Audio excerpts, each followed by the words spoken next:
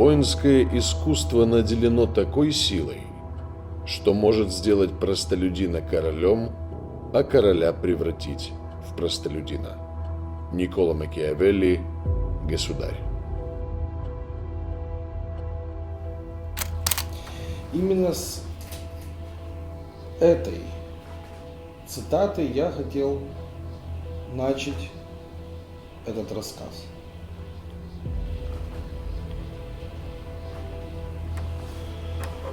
Личность, о которой пойдет речь, она настолько неоднозначна,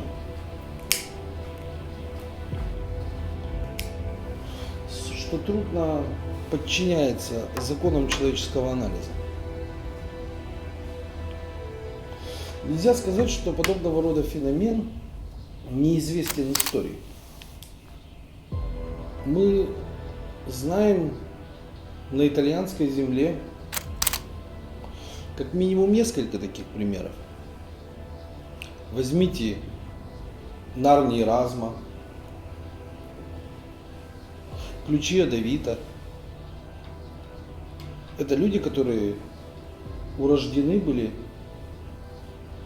простолюдинами, а стали монархами. Но один человек среди них стоит особняком, как бы отдельно. И имя ему Сальвадоро Джулиано.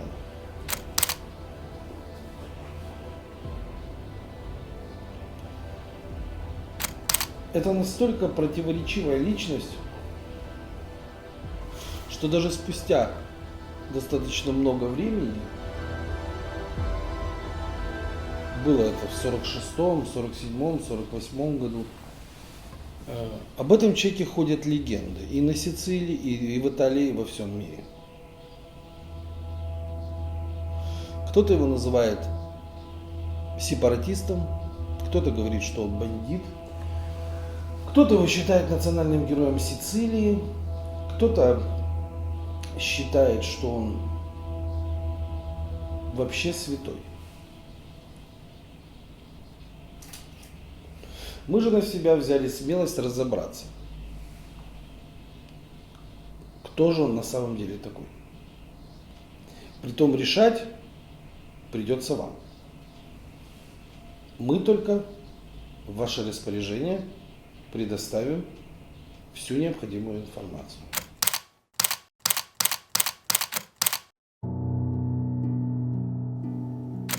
Итак, Сальвадоро Джулиано родился в крестьянской семье в Монтелегро.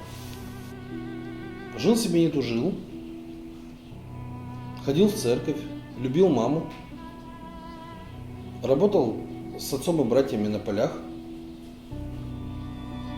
и в один день стал военачальником. Да, и поэтому, когда мы говорим о Сальвадоро Джулиано, мы невольно удивляемся.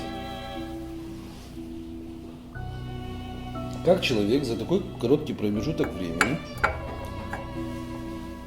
так сильно изменился с точки зрения личности. Был фермер, а стал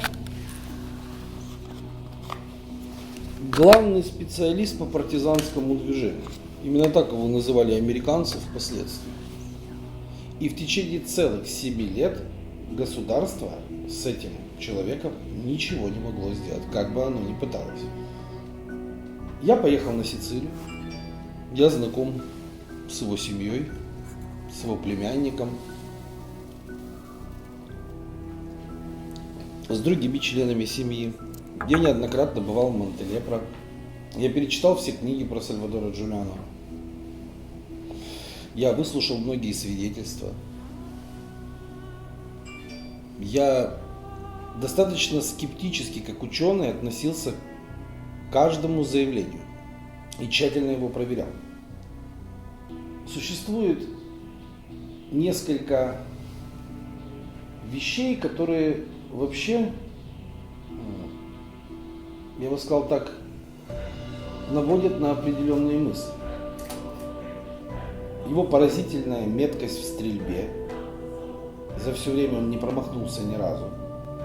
Знание тактики, стратегии, менеджмент, организация людей, несвойственное человеку хладнокровие. Человек был абсолютно бесстрашный. Ну, много, говорится, дураков, которые прикрываются бесстрашием. Но это рассудительное бесстрашие. То есть это не какой-то сумасбродный уровень бесстрашия. Это бесстрашие, подчиненное железной математической логике, расчету. А вот кто научил так рассчитывать Сальвадора Джулиано, никто ответить на этот вопрос не может. В Сицилии, на юге Италии сделано все для того, чтобы никто никогда не смог открыть тайну Сальвадора Джулиано. Iervado lo canta storie siciliano Ciccio Busacca per farvi sentire tutta la storia dello bandito Giuliano.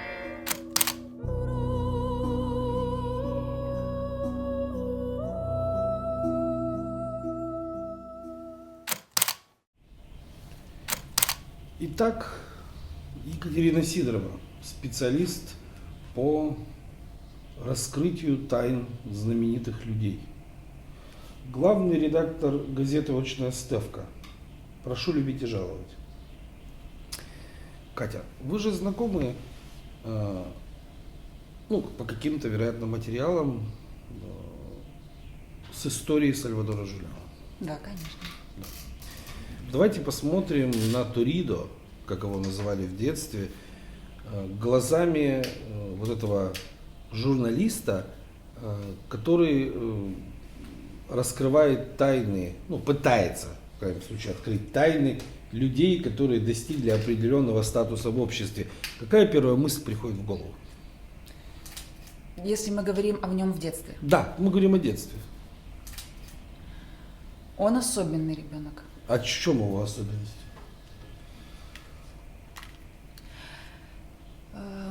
Он был, насколько я изучила его детство, и то, каким он был в детстве, и то, как о нем отзывалась его сестра, он был не по годам взрослый, он был не по годам умный.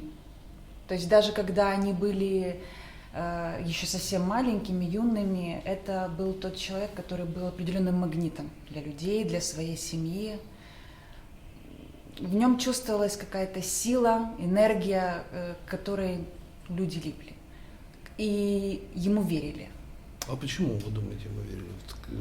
Есть ответ какой-то на вопрос? Из практики. То есть, кому обычно доверяют? Хотелось бы, конечно, верить в то, что вера будет к тем людям, у кого чистое сердце. Но наша жизнь показывает, что не только таким людям верят. Иногда те люди, которые совсем не чисты сердцем, тоже могут вызывать доверие, действительно. Но мне кажется, что Сальваторе Джулиано именно был чист сердцем. Несмотря на все поступки, может быть, кто-то меня осудит за то, что я сейчас говорю, действительно, убивал людей, казнил людей. Но мне, как журналисту и как женщине, кажется, что этот человек был чистый сердцем. Так вот, смотрите, вы только что сказали, убивал людей, казнил людей и при этом был чист. Можно, вы считаете, это совместимые факторы или это чисто на эмоциях сказано? Не на эмоциях, нет. Я могу обосновать, почему я так считаю. Во-первых, все эти действия, они происходили все-таки в военное время. И на войне люди погибают, это нормально. Более того, те условия, в которых... с точки зрения войны, я так понимаю. Безусловно, с точки зрения войны. Более того, те ситуации, те обстоятельства, в которых он убивал людей, он никогда этого не делал из забавы, никогда этого не делал из-за денег, из-за какого-то своего тщеславия или из-за собственной выгоды. Он либо защищал своих близких, либо защищал людей, либо защищал самого себя. Скажите, а вот как вы думаете, убить первый раз Сальвадора Джулиано было сложно или нет? Я думаю, было сложно. И насколько мы знаем из истории, которая о нем рассказывает, он этого очень не хотел. Он был очень далек от этого. Но именно в той ситуации... Вы помните эту ситуацию? Да, конечно, помню. С 3 карабинерами? Да, конечно, я помню эту ситуацию, я очень четко помню те слова, которые он слышал, которые один карабинер сказал другому: пойди посмотри, если он жив, добей его в голову. И я помню те мысли, которые описаны были, которые возникли у него в тот момент, что либо они меня сейчас, или я. Правильно я понимаю, вы хотите сказать, что Италия обязана всем этим 7-летним адом всего 3 своим государственным служащим, которые не умеют выполнять достойно своих функциональных обязанностей государственных. Я правильно понимаю? Нет, я так не считаю. Были бы не эти 3 человека, были бы другие, и более того, после того, как он убил этих 3, было еще огромное количество других, которые вели себя точно таким же способом. То есть не все такие были? Много было людей, исходя из истории, особенно тех людей, которые были при власти, которые очень превышали свои полномочия и действительно очень скотски вели себя с людьми. Когда государственный служащий превышает свои полномочия, то выстрел в живот в упор — это в принципе нормально, вы считаете? Я так не считаю. И в данной ситуации это было не просто превышение своих полномочий. Его собирались убить. Не за преступление. Катенька, мне кажется, вы уже стали адвокатом Сальвадора Джулиано. Ну да ладно. Смотрите, я вас слушаю, я вот прям вижу, прям вот через ваши все ответы сквозит, что вы совершенно не собираетесь становиться на сторону итальянского государства. Не собираюсь. Да, вот получается, то есть правильно я понимаю, что этот человек больше вызывает уважение, чем те, кто воевали против него? Да. Исходя из поступков, да, я уже сказала в начале интервью, может быть, кто-то меня осудит и будет не согласен с моими суждениями, с моим мнением, но я говорю абсолютно честно, абсолютно искренне, так как я считаю, и да, я считаю, что он был гораздо более честнее, справедливее и заслуживал жизни, чем большая часть тех людей, против кого он воевал. Хорошо. Почему сестра решила написать книгу? Вроде брат погиб, все уже закончилось. Зачем писать книгу про Сальвадора Джулиано, когда это, в принципе, может даже навредить репутации и всем остальным? Для чего это все, как вы думаете? Для того, чтобы, мне кажется, для того, чтобы вот такие разговоры, как сейчас, чтобы они происходили.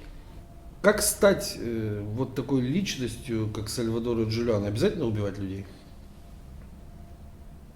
Нет, я не думаю, что обязательно убивать людей.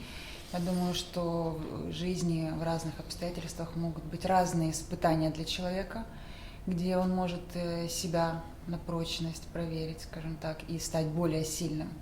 Но какие-то кардинальные, ключевые такие моменты, конечно, должны быть. То есть если у человека будет все ровно, гладко и на блюдечке, конечно, намного меньше шансов человеку стать вот таким.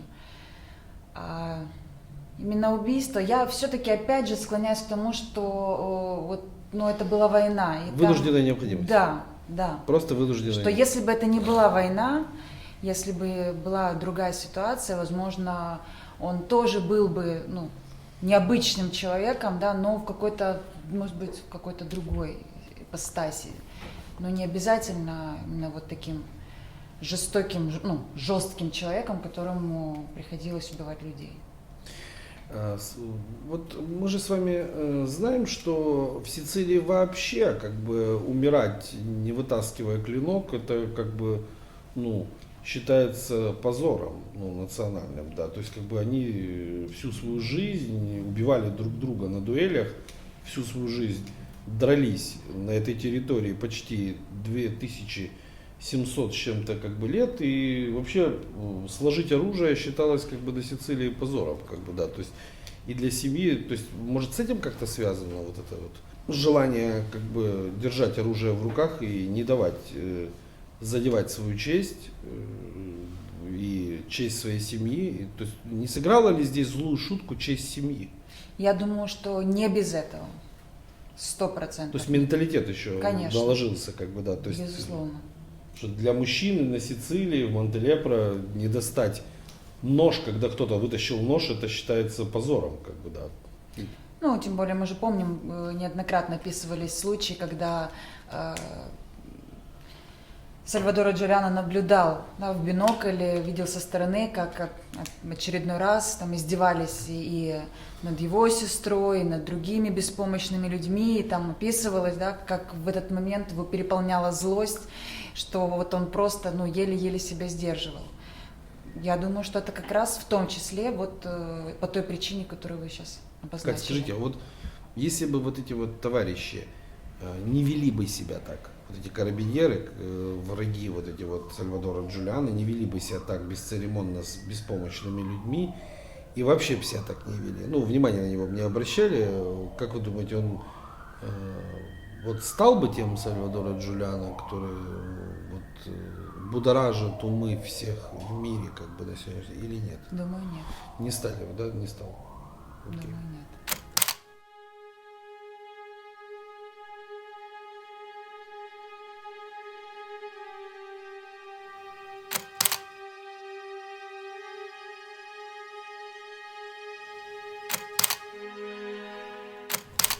Алексей Самсонов, оператор-постановщик кинокомпании «Статус», самый замечательный оператор, которого я как бы знаю, и самый великий фотограф, которого я знаю. Правильно ли я понимаю, что фотографии строят некую историю человечества? Да. Ну, говорят, что фотография – это память Человечества. Да. Ну, за последние, в данном случае, за последние 130 лет. Я знаю, что ты знаком с историей Сальвадора Джулиано, и ты бывал и в доме Сальвадора Джулиано, и знаком с его семьей. Да. Скажи мне, пожалуйста, вот сам племянник Сальвадора Джулиано, он что за человек? Можно ли ему верить этому человеку? Так бы я поставил. Я думаю, что этот человек, он хочет, как бы, с одной стороны, продолжить дело. Не то, чтобы продолжить дело, а... Две вещи.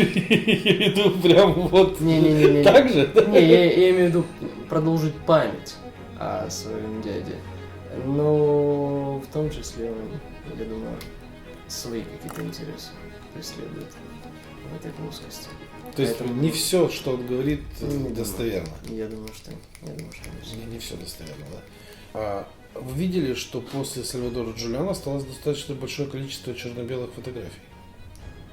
Ну да, в принципе, на то время То это... есть получается, что 46-й год, да, то есть Сальвадор Джулиано активно фотографируется. То есть это же нужны фотографы. Даже видео есть. Даже видео есть, да, в 46-м году. То, что вообще редкость. Странно, да, очень? Да. То есть наличие собственного фотографа в те времена это было очень, как бы, редкость на самом деле. То есть фотоаппарат, ну это не то, что сейчас каждый школьник имеет в себе наличие фотоаппарата. То есть тогда это большая редкость. Тем более большие деньги при том, что тогда был голод, не было денег и так далее, и так далее. А наличие собственного фотографа это о многом говорит. Да, и вот еще один момент меня тоже удивил, когда я на это все смотрел. Вот фотографии сделаны, как по мне, достаточно профессионально. То есть это не любитель фотограф.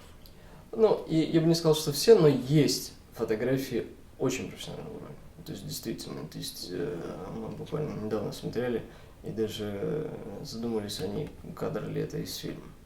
Ну, то есть просто стоп вырезали. Да. Да, то есть, ну, как будто некоторые кадры даже похожи на постановочные. Вот, то есть, по сути, ты мог бы даже отметить, что в какой-то мере кто-то даже позировал. Да. То есть это не просто репортажная съемка, как увидел, так нажал кнопку. Ну, да, есть. Были такие мысли, такие моменты. Мне еще показалось, что на фотографиях Сальвадора Джулиано выглядит вот какой-то до дури спокойным. Вот я бы так назвал бы это. Это да. И вот возвращаясь к тому, что как бы фотоаппарат не обманешь, это факт. При том, что, как правило, ну, как бы перед фотоаппаратом наоборот люди напрягаются там, и так далее, а здесь он крайне спокоен. То есть такое впечатление, что он вот, ну, очень давно привык фотографироваться, да. И ну, ведь это сегодня фотоаппарат, как вы заметили, не диковинка, а тогда в те времена это была диковинка, и получается, что он, для него эта процедура, скажем, привычная совершенно. Да, то есть и человек, который фотографировал. То есть мы можем даже допустить, да, что в рамках вот этих всех снимках, что это даже некая такая пропагандистская машина, собственная, созданная, которая осуществляет пропаганду на всю Сицилию, показывая фотографии Сальвадора Джурана, что вот он жив, что обманывают, что его убили и так далее и тому подобное, что он готов защитить любого славу. То есть это вот, по сути, это элемент уже даже пропаганды, информационной войны. Безусловно, безусловно. Но фотографии всегда использовали, всю историю использовали как элемент как бы информационной войны. И даже фотографии, которые там имеют другой контекст, использовались с необходимым. Да, в данном случае, я думаю, с этой целью она в том числе и фотографирует. Правда ли, что фотография имеет на человека большее воздействие, чем видео? Да, конечно. Ну, это на видео можно сыграть, там, и так далее, и так далее. Фотография все-таки это момент, как бы, который вот как некий срез. То есть можно дождаться, пока человек перестанет притворяться и дожать так на спуск, да? То есть, по сути, опытный оператор может спокойно подождать, пока он закончит кривляться перед камерой, да, и дожать на спуск. И сделать его таким, какой он есть на самом деле, да? Да. Ну там, вот я так понимаю, операторы неплохие. Безусловно. Вот в том-то все и дело, что фотографы в этом хорошие. То есть это не просто деревенский парень. Не просто. Фотографировал, нет. То есть, по сути, правильно я понимаю, то есть люди, умеющие воевать в горной местности, люди, имеющие свою пропагандистскую машину, люди, способные осуществлять некое дистанционное управление массами на Сицилии. Вот так даже можно сказать. Да, вполне. Ну, потому что в те времена это... Ну, чтобы обладать такой машиной, как бы нужно быть не 7 пядей во лбу. И если это пропагандировать, то есть это какая система? То есть это не просто одна лаборатория, это энное количество лабораторий. И взаимодействие с газетами. Взаимодействие между городами, То есть это не просто. То есть это такая система строится, она Нет, и сама по себе не возникает. Да, обычно 20-летний парень просто так не построит. Сальвадоро Джулиано, с твоей точки зрения, он все-таки подготовленный человек, то есть его специально учили, или это просто необъяснимый феномен? Я думаю, учили. Все-таки учили. Да, банально, может быть там то, что он там бесстрашен, и то. Я имею в виду вот какие-то вот такие как бы черты характера, это одно, а стрелять и не промахиваться, это все-таки навык. Его нужно, кто-то должен его поставить. Так же самое, как и в фотографии. То есть сколько человек фотографирует, а известных фотографов, хороших кадров не так много. Даже сейчас. Скажи мне, пожалуйста, тогда вот такой вопрос. Если бы мы у Сальвадора Джулиано заменили бы автомат и пистолет на фотоаппарат, он бы был хорошим фотографом? Я думаю, очень хорошим. Вот если заменять просто. Вот параллельный навык. Да, то есть, если съемка, да, то есть и автомат. Вот он ни разу не промахивался с пистолетом, вряд ли бы он промахивался с фотокамерой. Конечно, это одно и то же. Принципиально, Леша, скажи мне, пожалуйста, а что нужно, чтобы не промахиваться с фотокамерой?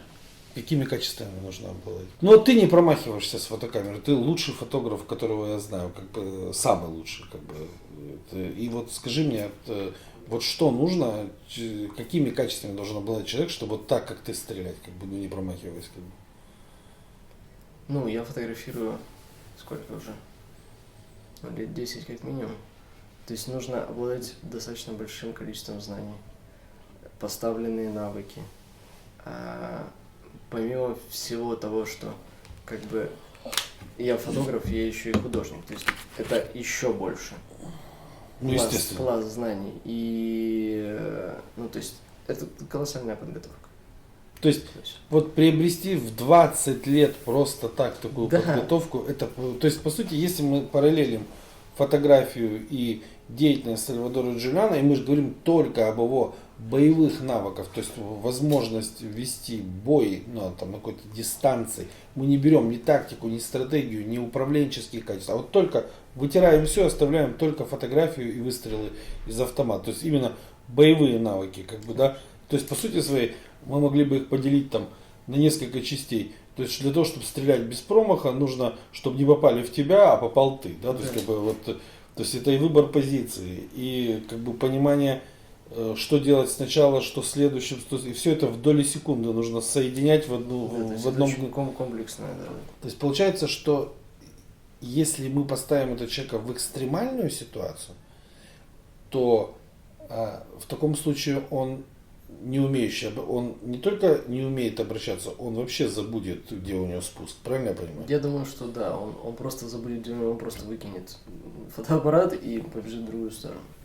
То есть, по сути своей, сойтись на том, что Сальвадор Джулиано родился таким, ну, невозможно. Невозможно.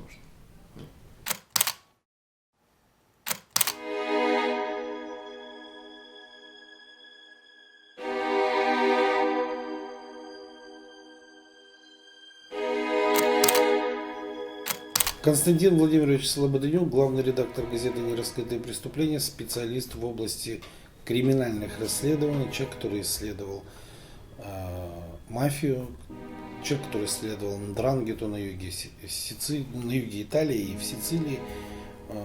По сути, специалист в области открытия тайн. Скажите, похож ли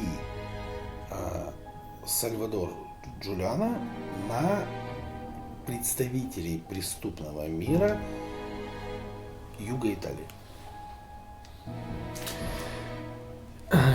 Я бы сказал так. Это человек не похож на представителей сицилийской мафии. Вот так даже. Ух ты. То есть, если мы говорим про юг Италии, как бы эти исследования мы проводили, взаимодействовали с вами как с экспертом. Мы рассматривали 3 криминальные структуры, которые меняются со временем как-то, но тем не менее это неаполитанская Каморра, калабрийская Ндрангета, да, и сицилийская мафия. И несмотря на то, что Монтелепро находится на расстоянии буквально 40 минут это провинция Палермо. От Палермо, да, то есть вот тот человек, которого мы знаем под именем Сальватора Джулиано, его действия, его взгляд на жизнь, его доктрина, она отлична от того, что мы видим в сицилийской мафии. Не, ну и источники информации, которые даже открыты, они говорят, что у Сальвадора Джулиано с сицилийской мафией были напряженные отношения. Безусловно. И они дважды хотели убить. Да-да, то есть поэтому сложно, ну, как бы отнести его к этой структуре, что он выходит из этой, как бы, структуры. Но вот зато он очень, я сейчас объясню, почему я так считаю, очень напоминает как бы представителя другой структуры, которая родом из Калабрии, и которая называется Ндрангета. По причине чего? Ну, для начала мы видим некий все-таки культ семьи Джулиано. Да.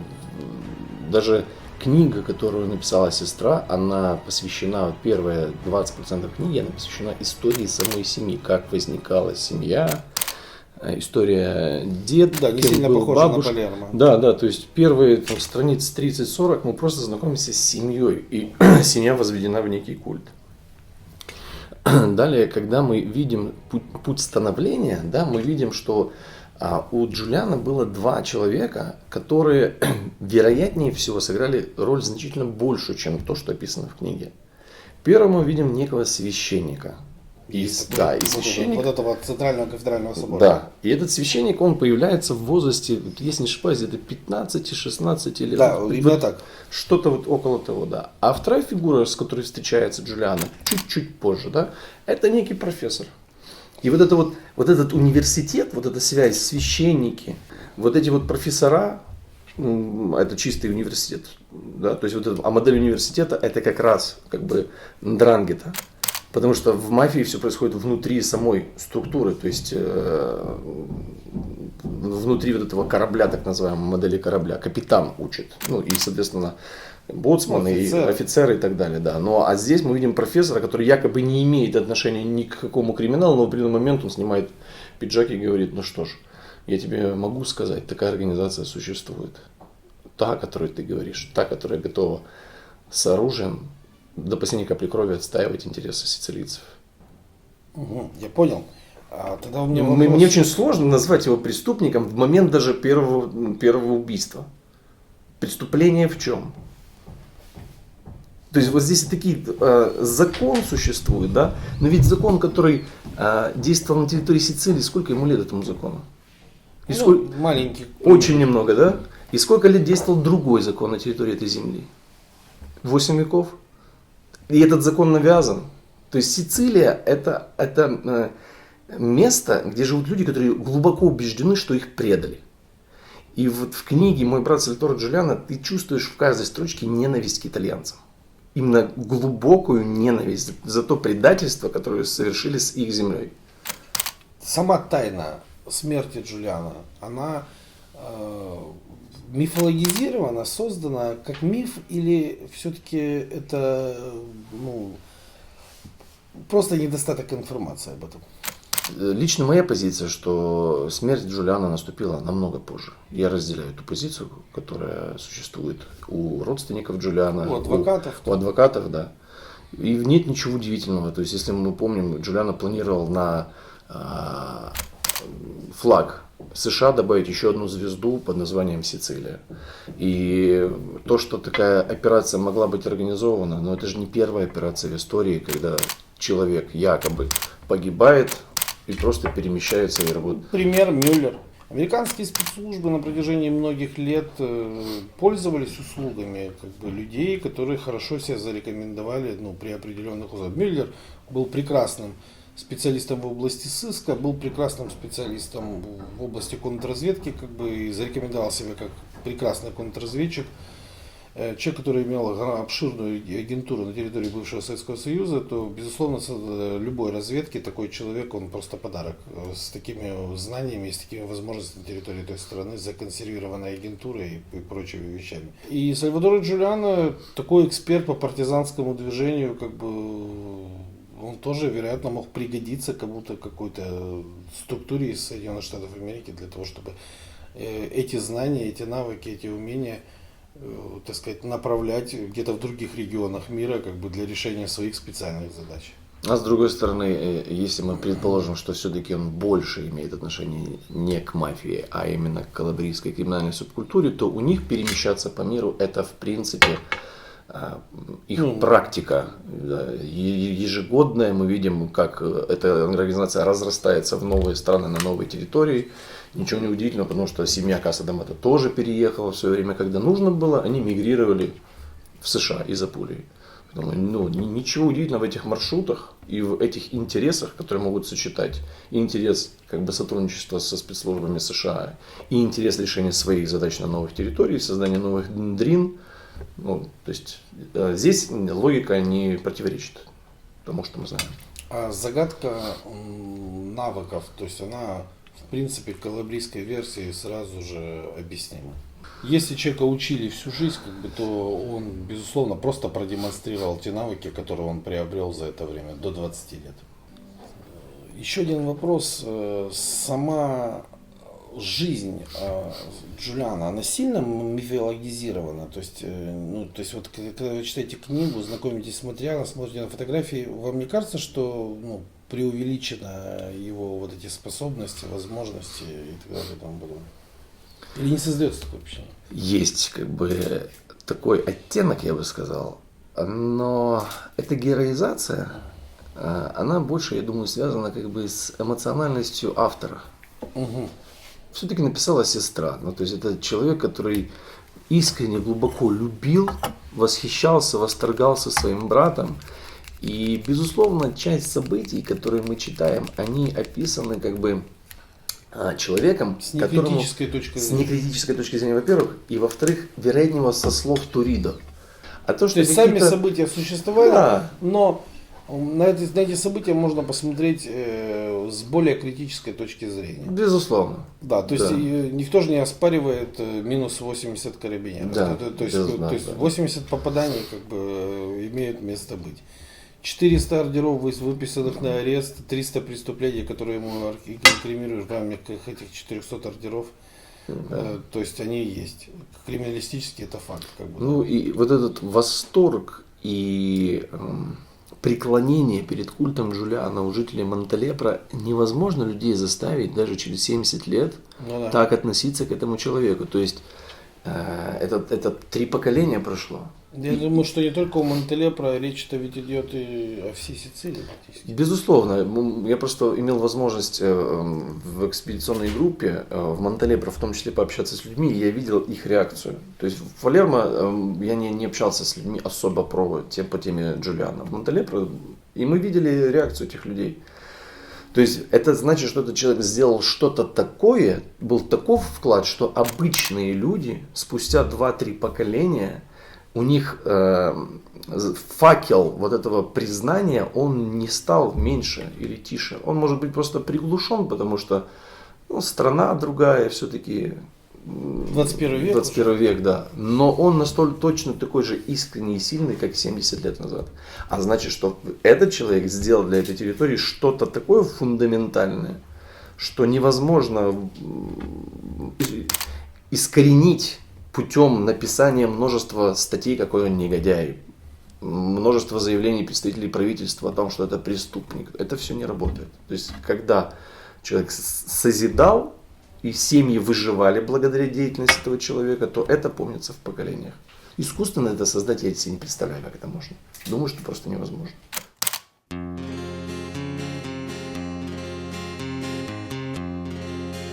Oh nero nero dov'è che vai? Oh traditore della vita mia. Hai rovinato la vita. Если анализировать личность Сальвадора Джулиано, то любой анализ, он с чего-то как бы начинается. То есть, когда человек хочет, в общем-то, произвести анализ чего-то или кого-то, да, то есть это предмета исследования, он должен с чего-то начинать. Вы же прекрасно понимаете, что анализировать Сальвадора Джулиано до меня пытались достаточно большое количество людей. В общем-то, они это, в общем-то, делали, написали книги и так далее и тому подобное. И если бы это был не я бы поверил в эту историю Сальвадора Джулиано. Но я не поверил. Я не поверил. И вся причина, почему я не поверил, потому что к тому времени я уже был 5 лет на Сицилии. Можно обмануть кого угодно, кроме сицилийца. Понимаете? Поэтому, когда мы смотрим на личность Сальвадора Джулиано, надо отделить личность Сальвадора Джулиано, сицилийца, от личности, которую нам сформировали определенные люди, создавая источники. Давайте посмотрим на фотографии Сальвадора Джулиано. Так вот, если вы соберете все фотографии Сальвадора Джулиано, а у меня их около 100, то вы увидите, что на фотографиях не один Сальвадора Джулиано, а их 2 или 3. Вот точно сказать нельзя. Но 2 Сальвадора Джулиано там точно.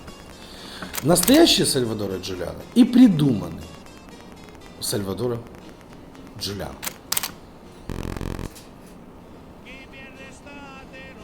И мы с вами сейчас методами судьбоаналитического анализа все-таки распутаем этот клубок. Я вам покажу, что вы не видите за завесой этой тайны. На самом деле Сальвадор Джулиано существовал, это факт. Но вот тот Сальвадор Джулиано, которого мы знаем, такого Сальвадора Джулиано не существовало никогда. Потому что это смесь американского Сальвадора Джулиано и сицилийского Сальвадора Джулиано, скрученная вместе. Я вам сейчас попытаюсь объяснить. Так вот. Сальвадор Джулиано – великолепный парень. Классический герой американского боевика. То есть, давайте начнем с самого героя. В Америке героем считается тот, кто делает вот так.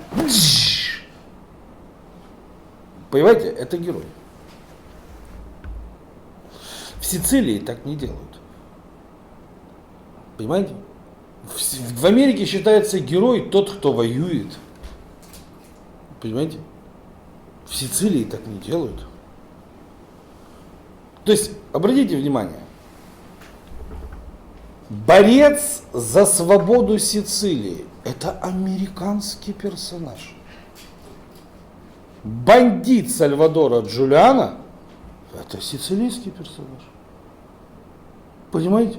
В Сицилии нет борцов за свободу Сицилии. На протяжении 2780 лет никто не боролся за свободу Сицилии. Сицилия всю жизнь себя считала свободной и считала, что за ее свободу бороться никому не нужно.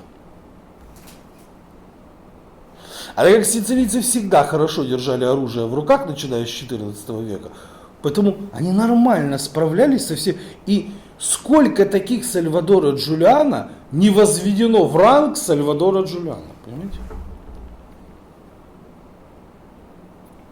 Я не помню, чтобы про кого-то Марио Пьюзо написал книгу. А Марио Пьюзо — это очень интересный парень, который писал про Америку. Понимаете? Вот этот сицилиец, он американский сицилиец, он не сицилийский сицилиец, понимаете? Если мы говорим с точки зрения судьбоанализа. Представьте себе сицилийскую сестру, которая участвует в выборах, которая продвигает своего брата или кого-то куда-то там в это. Это американский тип. Он совершенно не похож на сицилийских. Сицилийские женщины никого не пропагандируют и никого не продвигают. Вы что, не видели это уже? Кто был в Сицилии? То есть, по сути своей, что происходит? Происходит выдуманный Сальвадор Джулиано американскими имиджмейкерами и прочими типами. Понимаете? Волшебные, которые на этом заработали большие деньги. Марио Пьюзо. Сняли фильмы, продолжают развлекаться, как бы. Вот эта часть, это все выдумки. На Сицилии нет такого понятия, как национальный герой. Понимаете? Его создали американцы. Его создали американцы. А вот Бриганта, бандито Сальвадора Джулиано — это чисто сицилийский персонаж. Абсолютно. И это нормально для Сицилии. Быть бандитом для Сицилии — это абсолютно нормально. А вот быть национальным героем — это совсем ненормально. Понимаете, для сицилийцев. Сицилийцы любят как? Тайно все. Закрыто. Медленно. По чуть-чуть и так далее и тому подобное. Американцы любят, чтобы было все понятно, чтобы все было тупо, ясно. Так что, прежде чем начинать анализ какой-либо, нужно сначала отделить настоящего Сальвадора Джулиано от ненастоящего Сальвадора Джулиано. Потому что если вы станете анализировать смесь, у вас ничего, уважаемые дамы и господа, не получится. Каждый ваш анализ будет ложным. Потому что на Сицилии нет таких людей. Понимаете? То есть то, про что пишут книги, то, про что говорят, не имеет к Сальвадору Джулиано никакого отношения. При этом обратите очень важное внимание на то, что я совершенно не отрицаю его потрясающие организаторские способности, я совершенно не отрицаю его боевую подготовку и так далее и тому подобное. Но обратите внимание, что когда мы это все читаем, наше внимание строго ведут те, кто создавал эти книги. Обратите внимание, культ Сальвадора Джулиано начали создавать не сегодня, не вчера, а еще при жизни Сальвадора Джулиано, американские корреспонденты. То есть я не знаю, кто там выдумал эту историю, чтобы сделать так с Сальвадора Джулиано, когда американцы преследовали там свои интересы на Сицилии, когда они пришли на Сицилию. Нас в рамках судьбоаналитического анализа это не интересует. То есть мы же не занимаемся стратегическим анализом. Но то, что прежде чем анализировать, необходимо отделить настоящего Сальвадора Джулиано от ненастоящего Сальвадора Джулиано, то есть это факт железобетонный.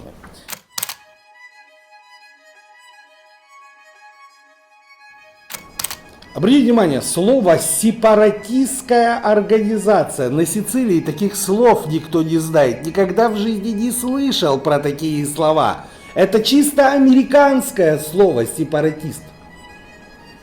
А еще есть третья правда. Правда сицилийской мафии, которая там не в очень красивом свете показана. То есть это борьба с сицилийской мафией американских спецслужб. И, как вы понимаете, на эту правду был ответ, соответствующий вот этих людей, И это тоже превратилось в третью правду, которая тоже как клубок вплелась в эту правду. Поэтому я ничего не утверждаю, я просто анализирую. Я просто говорю, что а если это по-другому? А если это нужно определенного рода людям для того, чтобы не развенчивать этот ореол Сальвадора Джулиано, который существует? То есть все, что происходит в этих источниках, это материал, с которым нельзя работать. То есть это материал, который изначально нас вводит в заблуждение. Где правда умело связана с ложью. Где ложь умело связана с правдой. И поработали специалисты. В Италии есть одно понятие – бандит. Нет никакого сепаратиста. Есть бандит и не бандит. Понимаете? И все. И других понятий нет. Вы никогда не услышите этого. А идея Сицилия Италию под задницу сицилийской ногой, это очень интересная идея на Сицилии. Сицилийцы очень любят эту идею. Не потому, что был Сальвадоро Джулиано, а совершенно по другой причине. Потому что эти люди по своей крови испанцы. Понимаете? И этих людей предали, как правильно говорил мой коллега Константин Слободенюк. И все, что им напоминает и бередит их память, все, что напоминает им, какого они рода, какой они крови, откуда они, это их раздражает. Все, понимаете? Потому что когда человеку напоминают, что он был господином, а стал такой, как все, то ему неминуемо хочется вернуться обратно и стать господином. Любому, понимаете? Когда один великий сказал, он сказал, что, знаете ли, уважаемые дамы и господа, такая интереснейшая ситуация. Вот раб, он никогда не хочет стать господином. А вот господин, ставший рабом, всегда хочет вернуться и стать господином. Вот это очень важная психологическая догма, понимаете, в этом во всем. И поэтому, когда мы говорим, проанализируйте, Олег Викторович, пожалуйста, судьбоаналитическим способом Сальвадора Джулиано, я говорю, не могу.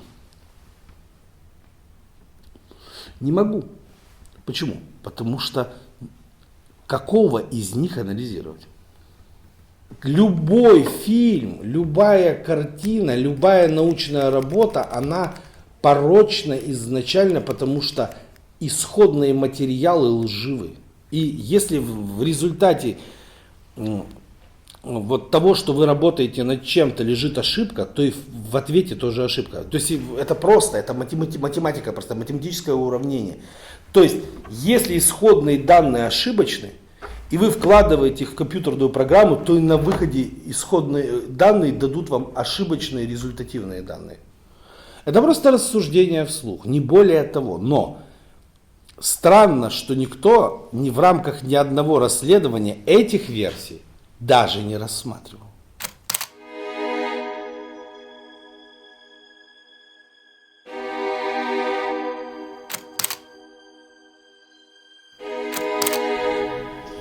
Руководитель Института судьбоанализа, специалист в судьбе человека Марина Николаевна Илюша.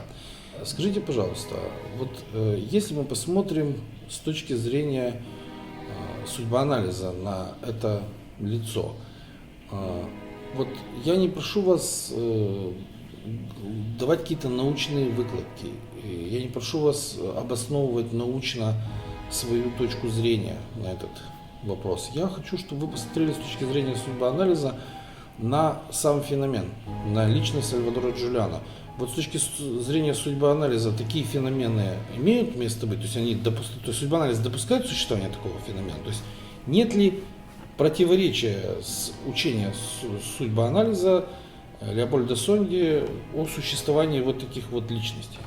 Противоречий нет. Судьбоанализ допускает существование таких феноменов, как Сальваторе Джулиано, так как мы знаем, что у человека, любого человека, существует родовое бессознательное, которое так или иначе влияет на его жизнь, влияет на его судьбу. Поэтому судьбоанализ не противоречит таким феноменам, как Сальваторе Джулиано. То есть сам феномен не противоречит судьбоанализу? Нет, нет. Хорошо. А можем ли мы сказать, что некая фигура предка, она поменялась с Сальвадора Джулиано местами? Может быть и такое, безусловно. Возможно, в родовом бессознательном Сальваторе Джулиано есть фигуры, которые повлияли на его судьбу. Либо же мы можем говорить о том, что этот человек приобрел вот эти навыки где-то, то есть, значит, чего-то мы не знаем из его биографии, то есть что-то скрыто, и, возможно, он приобрел еще эти навыки в жизни своей. Да, вот меня, кстати, больше всего интересует вот это странное умение. Там, помните, была такая ситуация, когда он сидит дома, и мать ему говорит, что по улицам ходят карабинеры и его ищут. А он как бы говорит: мам, да что ты беспокоишься? Он говорит: неужели, сын, тебе не страшно? А он говорит: а чего бояться? У них там ружье образца такого-то года, чтобы выстрелить, нужно 3 действия сделать. У меня автомат образца такого-то года, одну кнопку нажать, говорю, что их бояться? То есть вот, по сути, вот такое размышление, то есть по сути своей человек сидит и спокойно размышляет на тему о том, что, в общем-то, ему не просто не страшно, ему все равно, как бы, да, то есть как бы вот это не противоречит концепции судьбоанализа никак? Концепция судьбоанализа это не противоречит. То есть действительно Сальваторе Джулиано отличался вот этим бесстрашием, то есть насколько он был уверен в том, что с ним ничего не может произойти. То есть это и знание оружия, знание технических характеристик того или иного оружия. То есть он понимал, что, допустим, карабинерам для того, чтобы совершить выстрел, нужно для этого совершить 3-4 действия. А Сальваторе Джулиано, имея свое орудие, там достаточно одного действия. Поэтому именно поэтому он настолько был холоднокровен, он понимал, что до того, как они совершат какие-то там действия, тот же выстрел, он успеет сработать на опережение. Марина, скажите, а человек рождается с такой логикой, или она приобретается в процессе жизни и деятельности человека? Я склоняюсь к тому, что именно в его случае он приобрел где-то эти навыки. Все-таки, вот тут в чем сама концепция. То есть вы считаете, что никакого волшебства на самом деле как бы не существует. То есть если есть волшебство, мы чего-то просто не знаем. Правильно я вас понимаю? Да. То есть нет никакого волшебства и никакого колдовства в случаях с Сальвадором Джулиано. То есть он не сошел с небес как ангел, он не посланник Господень, он просто хорошо подготовленный и хорошо тренированный инструкторами человек, как бы, да? Верно? Да, да. Ну, не без способностей. Не без способностей, так как мы в книге его можно увидеть, что уже с детства у него и проявлялись и лидерские качества, и вот это чувство справедливости, но при этом я думаю, что вот такого уровня человек, он обязательно где-то прошел подготовку, то есть такими навыками, которыми обладал он, где-то он этому научился, кто-то его подготовил. Хорошо, давайте по-другому задам вопрос. Вам самому, ну, самой вот приходилось готовить людей со специальных подразделений, как психолог? Да, мне приходилось готовить людей. Вот я вас не зря выбрал, значит, вы как бы разбираетесь. Они как-то похожи на Сальвадора Джулиана, эти люди?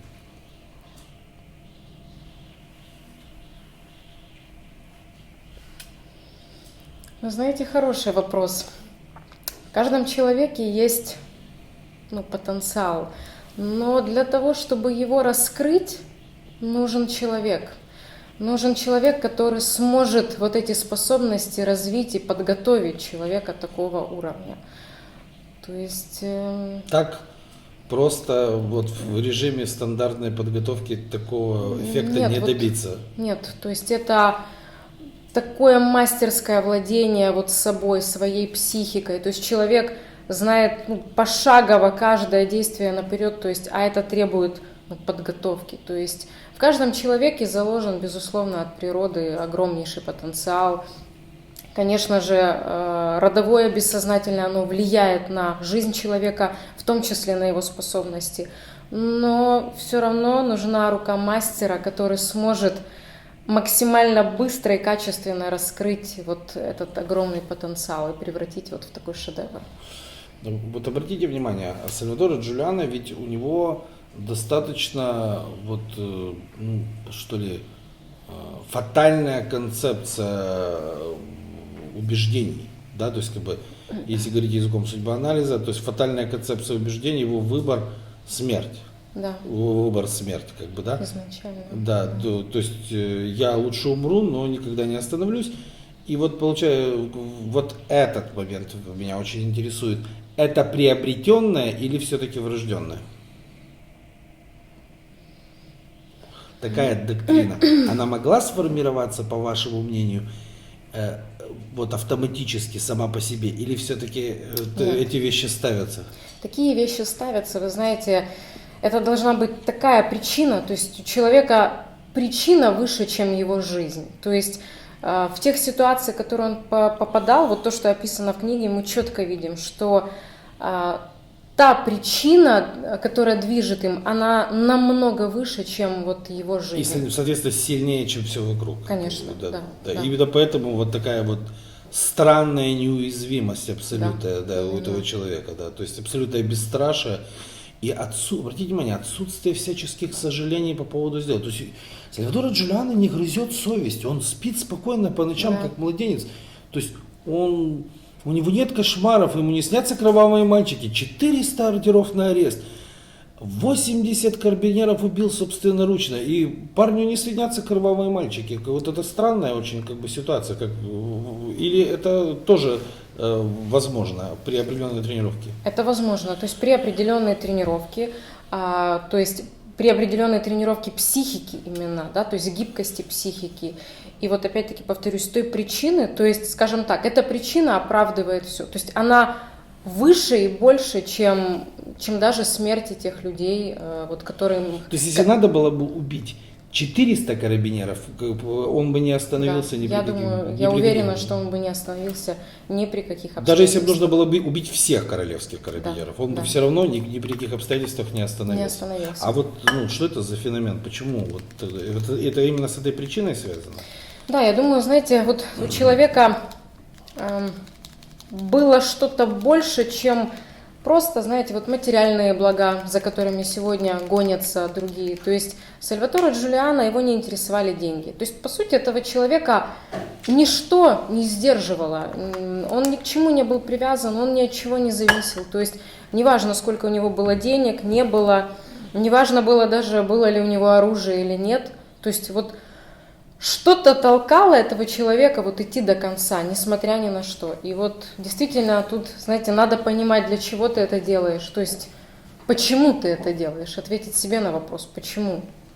То есть, ну, по сути своей, вот мы могли бы сказать, что вот этот человек, он подготовлен на уровне мирового спецназа сегодняшнего, на потолковом уровне. Да, вы знаете, я думаю, что этот человек прошел именно спецподготовку, потому что вот обычный человек, ну как бы с улицы, настолько подготовлен даже психологически, то есть любой человек, но он боится, да, вот есть какая-то вот это самосохранение, вот сохранить свое тело, сохранить себе жизнь, то есть у него такого не было, то есть ну, просто так неподготовленный человек не смог бы настолько холоднокровно вот, ну, идти в бой, несмотря ни на что.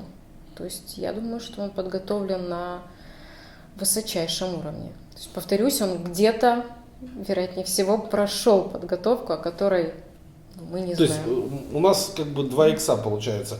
Первый икс это некая причина, о которой мы не знаем, которая его толкала. Да. Вторая X это сама методика подготовки и да. кто его учил. Да? То есть эти люди остались что? По-вашему, за кадром? Да, за кулисами. То есть, потому что нигде в его биографии ничего не указывается о том, что он где-то проходил подготовку. То есть, либо его кто-то готовил специально. Скажите тогда, пожалуйста, вот я так понимаю, вы к его врагам никакой жалости не испытываете? Нет. Я объясню почему. Да, вот хотелось бы понять, да. Потому что, опять-таки, из тех источников, которые сегодня доступны, которые я там читала, смотрела, каждый поступок Сальваторе Джулиано был справедливым. То есть он никогда не поступал не по справедливости. Он никогда первым не атаковал людей, которые бы не обидели слабого, которые бы не напали там на женщин, на беспомощных людей. Именно поэтому все его поступки были справедливыми, и это восхищает. То есть даже вот минус 80 карабинеров никак не меняет отношения. А вот скажите, пожалуйста, вот не про вас речь, а вот про других людей. То есть вы считаете, что найдутся еще такие, как вы, которые вот точно так же будут относиться к Сальвадору Джулиано, поскольку он убил 80 карабинеров? Я думаю, найдутся. Дело в чем? Знаете, безусловно, любое убийство, любое насилие – это неправильно.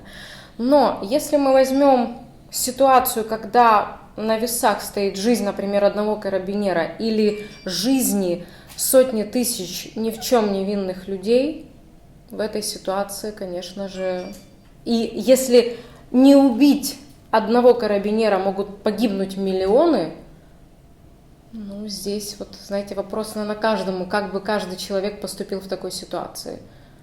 Поэтому я думаю, что Сальвадоре Джулиано попадал именно в такие ситуации. То есть у него в принципе не было выхода, правильно? Конечно. Да, он находился в безвыходном положении, то есть это вынужденная необходимость. Да. По сути. Хорошо, последний вопрос. Он выглядит так. Вот если вы, то есть у вас, как у женщины, Сальвадоре Джулиано, он вызывает уважение или все-таки есть какая-то вот часть, которая, вам все-таки в нем неприемлема? Неприемлемой части нету, и этот человек вызывает уважение.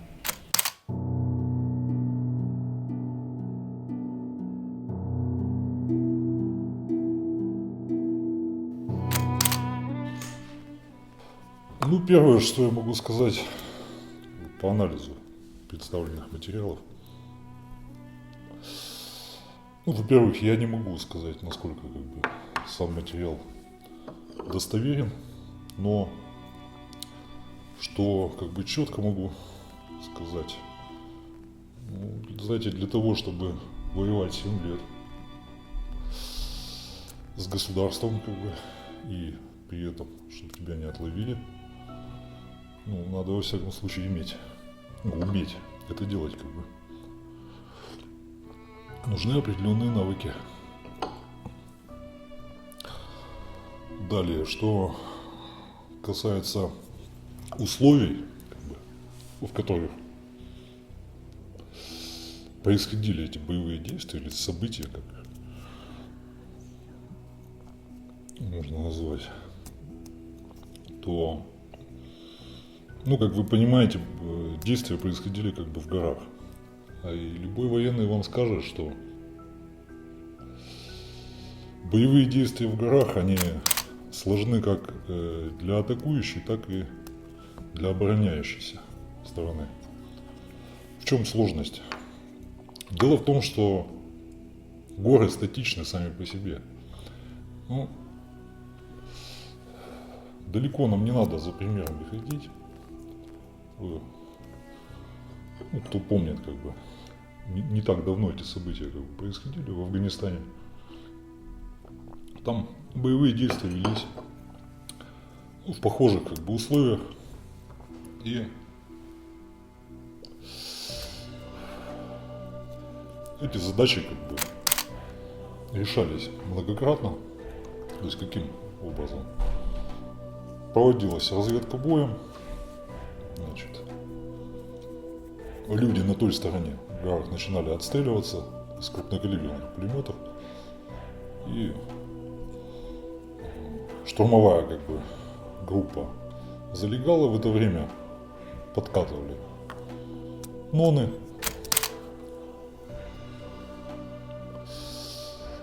Ну а мина 100-миллиметровая, ноны попадает как бы, точность попадания до полуметра, огневые точки известны, и просто накрывали как бы обороняющихся там 2-3 залпами, и в общем-то вопрос решался. Вот, так что сказать, что Сальваторе Джулиано как бы остался жив, ну, мог продолжать боевые действия в течение 7 лет только из-за того, что он воевал в горах, я бы так не сказал. Сложности были с обеих сторон.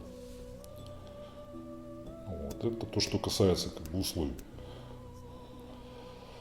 Далее, что хотел бы сказать, как бы, ну, знаете, некая как бы киношность. Вот те, кто делал этот материал, знаете, складывается впечатление, что писал это как бы сценарист, режиссер, что ли. Наверное, много видели американских боевиков, очень похожи как бы. То есть люди, которые имеют отношение как бы, или имели отношение как бы, подобного рода деятельности, как бы, они, в общем-то, ну, то есть это бросается в глаза, что люди, которые писали, вот книгу в частности, вот эту, они, в общем-то, мало представления имеют о боевых действиях, о коротких огневых контактах, как бы, как это все происходит, как бы. Вот. Что еще можно отметить? Ну, некий элемент пропаганды. Какой-то интересный как бы бандит. Множество фотографий в разных ракурсах. На камеру дает интервью. Знаете, такое складывается впечатление, что как бы, он хотел усложнить себе деятельность, вот, снимаясь как бы, в разных ракурсах. Видимо, мало ориентировок как бы, на него, мало фотографий.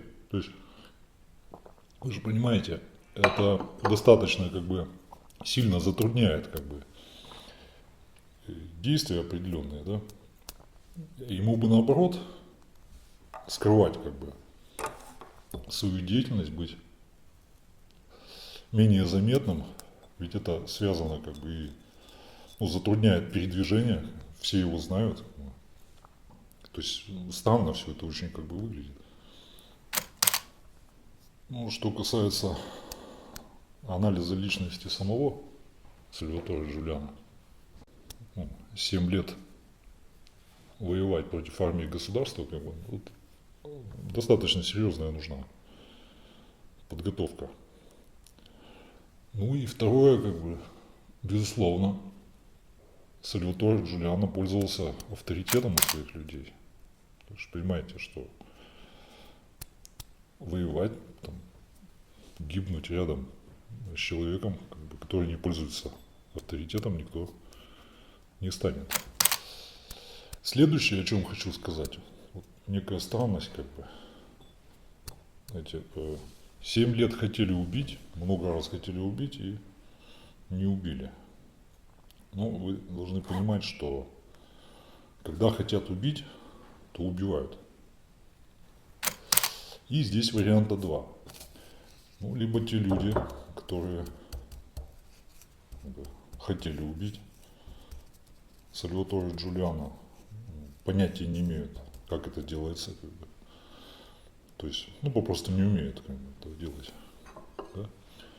Либо им нужно было, после уже того, как все события произошли, как-то оправдать свое бездействие. Знаете, ну, 7 лет, когда некое партизанское соединение воюет, как бы, на территории государства, тут что-то нужно говорить. Ну, возможно ли вообще такое противостояние, как бы? Я думаю, что не все было так, как описано в материалах, как бы. Но при этом я допускаю, что, как бы, группа людей определенная может противостоять силам противника, многократно превосходящим. Но при определенных условиях. То есть они это могут делать, как бы, когда первое, все население, как бы, этой территории, на которой ведутся подобного рода действия, на их стороне, то есть поддерживают их деятельность, скрывают, всячески помогают. Как бы. И второй очень важный, как бы, момент – это сама территория должна быть, как бы, хорошо известна этим людям и достаточно плохо известна, как бы, атакующей стороне. В заключение, что могу, как бы, сказать, здесь очень много, как вы видите, выдумок. История достаточно мифологизирована, что ли. Хотя, знаете, ну, история сама по себе возможна. То есть партизанское формирование может быть развернуто внутри, как бы, государства, успешно действовать длительное время, но при наличии, как бы, хорошей подготовки, то есть это должны быть специалисты, должен быть подготовлен командный состав, как бы. При этом, как бы, они должны быть достаточно хорошо вооружены, и у них должен быть решен продовольственный вопрос, как бы, вопрос вооружения, ну и, соответственно, боеприпасов.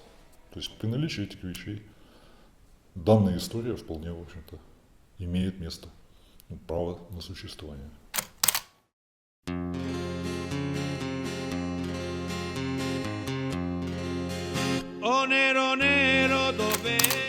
Мария Сапаркина, специалист в области взятия интервью у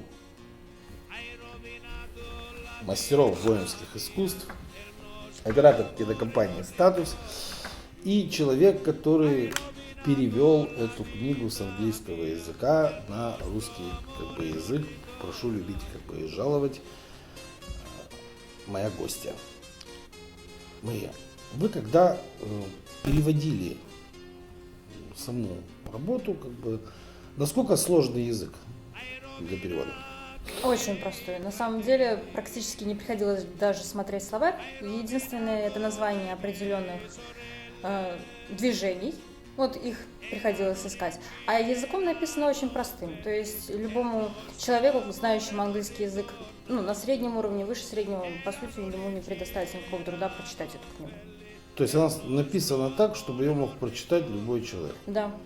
То есть нет никаких научных выкладок, никаких серьезных слов в лингвистике, которые могли бы, так сказать, ну, я бы сказал, вызвать серьезные затруднения у человека на среднем уровне, знающего английский язык. Нет, затруднений никаких не вызвало бы любого человека. Тогда у меня еще один вопрос.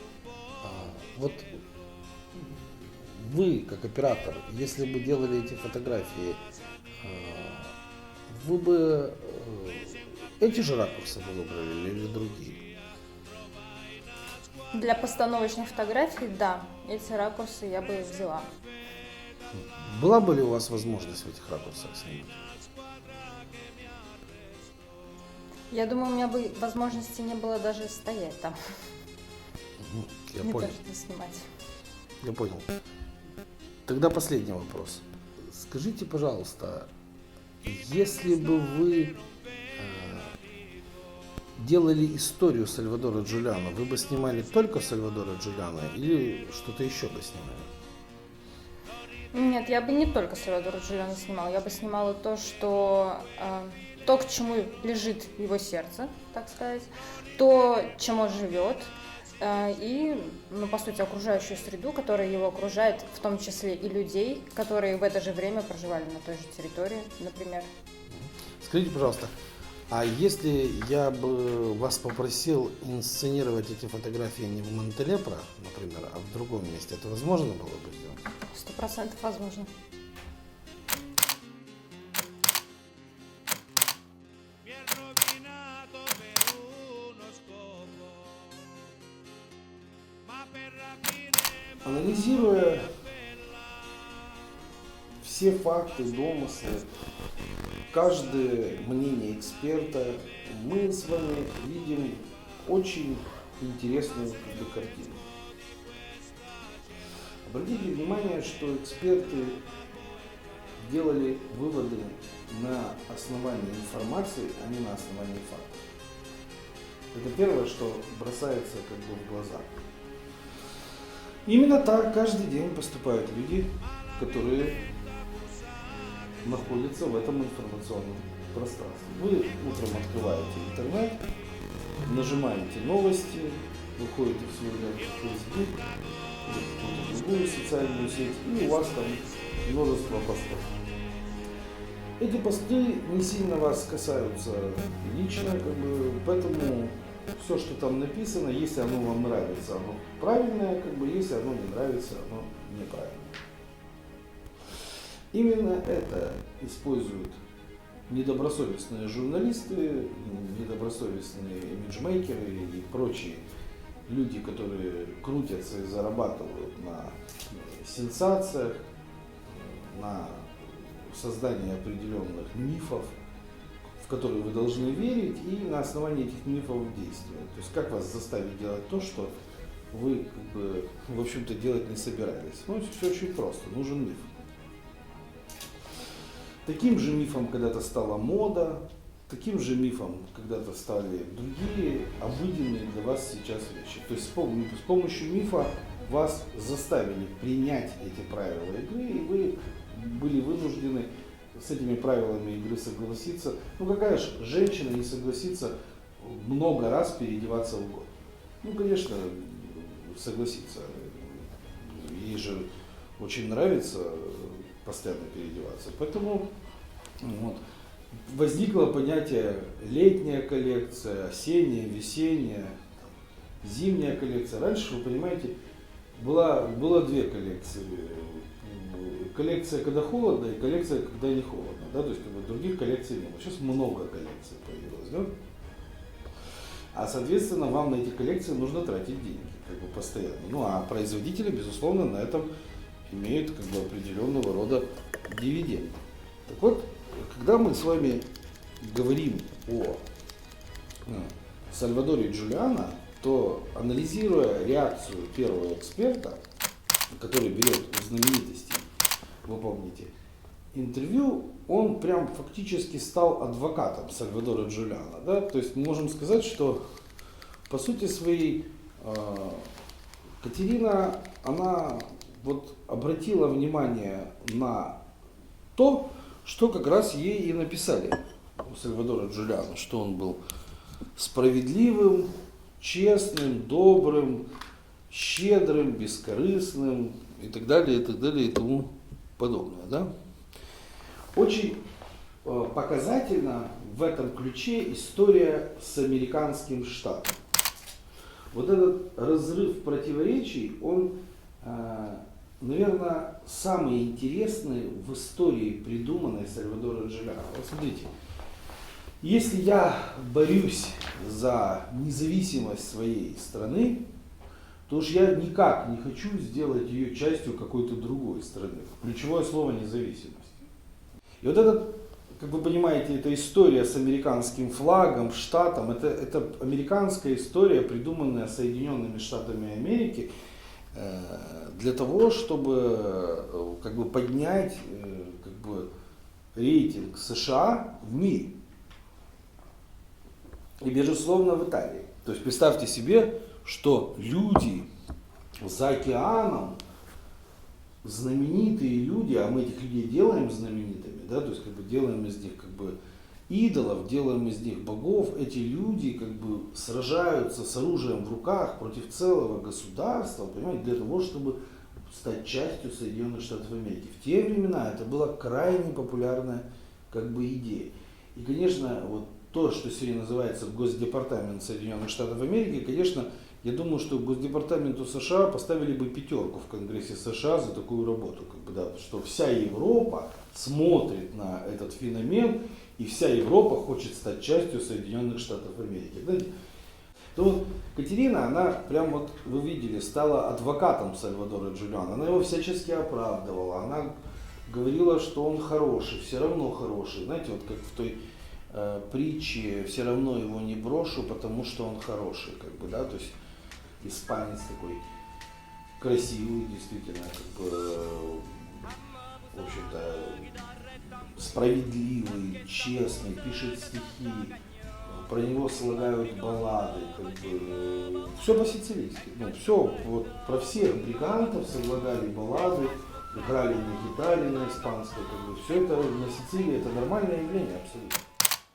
Когда мы говорили с директором НИИ, вы помните, судьба анализа, она рассматривала только его часть навыков, как бы, да, потому что она специалист в области судьбоанализа, родовая концепция предполагает тренировку навыков, как бы, да, то есть ее это основная задача приобретения навыков, и поэтому, безусловно, мы, когда говорим директор института судьбоанализа, то она четко сказала, что навыки приобретены у человека. И тут она как бы не ошиблась, то есть действительно никакого волшебства, в общем-то, не существует.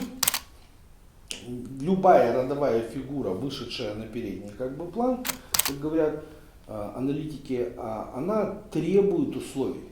Если в семье эти знания передавались, это, как это положено, например, в калабрийской традиции университета, да, то есть то человек, безусловно, этими навыками обладает уже к 20 годам. Как бы, если он, то есть он умеет сражаться, он закончил как бы первый факультет.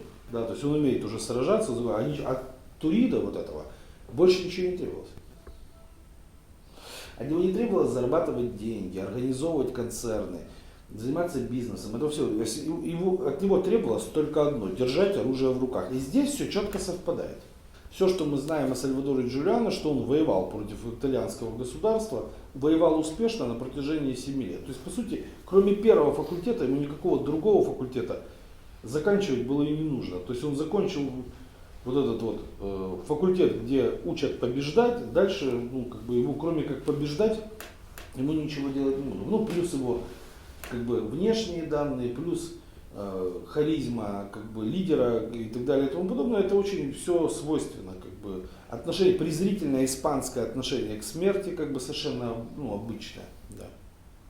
А так как родовая концепция в принципе стоит на позициях, что навыки все приобретенные, они не из воздуха взяты. То есть я хочу, чтобы вы отличали талант и навыки. То есть бывают талантливые люди в чем-то. А как мы определяем талантливого человека? Да весь талант человека заключается в том, что ему легче что-то дается, чем другому. Чем большинству. Ну, проще он, быстрее он обучается, проще. И говорят, и так как он быстрее обучается и проще обучается, это считается, что он талантливый. То есть его скорость обучения выше. То есть талант это всего лишь регулирование скорости обучения. Не более того. И когда вы уже помните, мы с Алексеем Викторовичем разбирали навыки Сальвадора Джулиана, равняли его с фотоаппаратом и так далее и тому подобное, мы видим, что Сальвадора Джулиана как бы имел навыки уже к моменту начала этих событий. То есть учиться ему не нужно было. Мне крайне понравилась быстрая классификация Константина Владимировича Слободенюка, то есть, в общем-то, происхождение этих навыков. Да, то есть он очень быстро сориентировался в традиции, не потому, что он умнее всех, не потому, что он как бы самый великий математический аналитик в мире. Просто Константин Владимирович достаточно длительный промежуток времени как журналист изучал южноитальянскую криминальную традицию, 10 передач снял на эту тему, дважды был на юге Италии в экспедициях научных, и там постоянно происходил сравнительный анализ между мафией, Каморрой и Ндрангетой, как бы, да, и Константин Владимирович безапелляционно сказал, что действие этого человека ближе к Ндрангете, чем к мафии и Каморре. То есть подобного рода тенденции в 20 лет уже человек как бы солдат, да, то есть как бы это в общем-то связано больше с такой организацией, как Ндрангета, как бы калабрийская, нежели с мафией, с Каморрой. Как бы. То есть здесь он совершенно точно дал заключение, я и придерживаюсь той же позиции, как бы, что действие Сальвадора Джулиана, оно больше калабрийского характера, чем сицилийского характера. То есть, почему я еще так думаю? Потому что я знаю, что после того, как возникла вот эта вот ситуация со смертью Сальвадора Джулиана, многие из его подручных стали боссами калабрийской криминальной как бы традиции, и поэтому куда люди возвращаются с войны? Они домой возвращаются, да, то есть поэтому вот это мафиоза калабрези, да, то есть как бы оно проглядывается там. Ну и вы знаете калабрийцев, как бы калабрийцы люди что? Ну, как бы специфические по сравнению со всеми остальными. То есть это культ семьи и прочие как бы вещи, которые очень закрыты, да, поэтому я думаю, что мы о Сальвадоре Джулиане не так много знаем еще и в силу этой тенденции, по причине того, что тенденция эта закрыта, и ее никто в глубину не исследовал именно с точки зрения родовой концепции и с точки зрения как бы навыков. Как бы, да. Когда мы уже с вами пришли как бы, в общем-то, в точку, которая у нас была концом как бы, предварительного анализа, когда я говорил с Мариной, мы как бы увидели, что все эти странности, они замечены были и переводчиком, и оператором. И все съемки, которые происходили, все, что люди пытались выдать за доказательства, они очень легко изготавливаемы. То есть все это можно сделать как бы. То есть сказать, что это железные фундаментальные доказательства того, что существует. То есть имидж Сальвадора Джулиана, он сконструирован, он сделан. И над этим поработали специалисты в области информации, они знают, как это делается. В том числе и фотографы, в том числе и операторы, как бы, в том числе и специалисты в области человеческой психологии, как бы, да, то есть и специалисты в области глубинной психологии, потому что мифы это Юнг, это Попов, как бы люди, которые, в общем-то, работали с архетипологическим рядом, и они знают, как создается миф, как создается архетип. Потому что если по сути своей Сальвадора Джулиано сейчас архетип, то это предполагает наличие и географической привязки, и методики, и прочих вещей, которые составляют архетип. Но если мы делаем неизвестными некоторые части, и делаем известными только некоторые части, то архетип становится еще интереснее, потому что хочется узнать и вот эти составные этого архетипа. То есть как происходит вот это втягивание как реле, оно в миф, оно как бы понятно, потому что за мифом стоит какой-то секрет, который впоследствии человеку может дать могущество, власть и богатство. То есть по сути за любым архетипом стоят эти три вещи. Могущество, власть и богатство. Три вещи, три составляющих. И если бы их не было, то миф бы не был так притекателен. Понимаете? То есть просто миф об Иисусе Христе, он не очень, как бы, да, сам по себе. Ну, по сути, что такое миф об Иисусе Христе? Какой-то оборванец ходил, как бы, издевался над людьми, заставлял их жить по-человечески, а не как сволочи. Все хотели жить как сволочи. В конце концов, его за то, что он издевался над людьми, распяли, как бы, и все. Ну, в общем-то, наказали за безобразное поведение, вроде как бы, ну, все в порядке, чуть-чуть вообще обсуждать. Не. Вот если бы не было Отца Небесного, если бы не было Царствия Небесного, если бы не было воскресения, если бы не было всех этих составных частей, которые составляют архетип Иисуса Христа, он бы вообще никого не интересовал. Ни в каких этих, никакую религию на этой базе нельзя было бы не то что продвинуть, невозможно было бы сделать. Вот это будущее Царствие Небесное, ну то есть типа помучитесь здесь, а там всю вечность будете тащиться. Понимаете, как бы, вот это человеческое желание чуть-чуть поработать, а потом, чтобы всю жизнь капало, это то же самое христианство. Это то же самое христианство. То есть, по сути своей, все эти системы построены на одной и той же концепции. То есть, вот здесь нужно немного помучиться, а вот здесь будет капать. До конца дней будешь кататься, как сыр в масле. Понимаете? И существует целая религия, которая называется инвестирование, которая объясняет, почему зароете ваши денежки на поле дураков вот здесь. Как бы, да. То есть почему вы должны зарыть ваши денежки 5 золотых здесь. А это отдельная сказка, отдельный архетип. Его зовут Буратино, нос там вот такой, понимаете? И когда вы рассматриваете Сальвадора Джулиано, вам нельзя превращаться ни в Буратино, как бы, и вам нельзя превращаться ни в кого другого, ни в религиозного деятеля, потому что скрупулезный, объективный анализ фактов говорит обратное, что это стандартный южно-итальянский бандит. Стандартный. Он мифологизирован, этот бандит. Вы скажете, а как же навыки тогда, а как же вот загадка Сальвадора Джулиано? Да кто ж это отбирает? Нет, все это присутствует.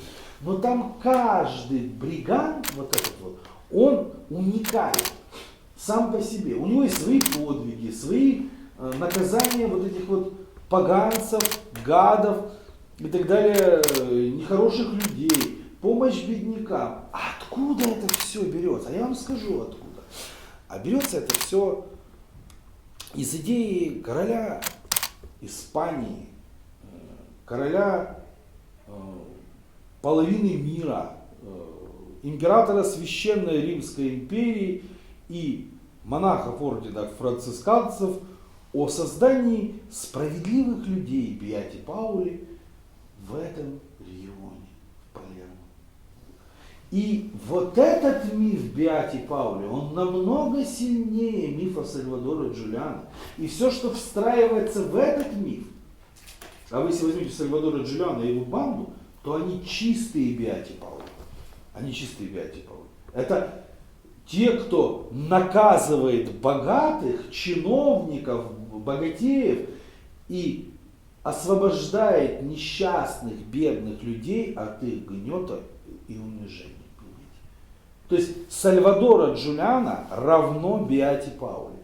И вот тогда этот миф приобретает совершенно другие краски для сицилийской аудитории.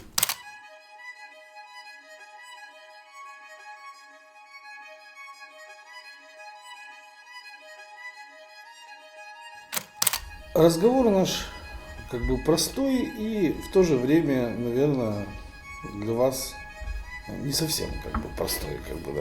Как вам после съемок 2 дней? Я, допустим, изучая книгу, изучая фильм, не заметила тех вещей, на которые вы обратили внимание.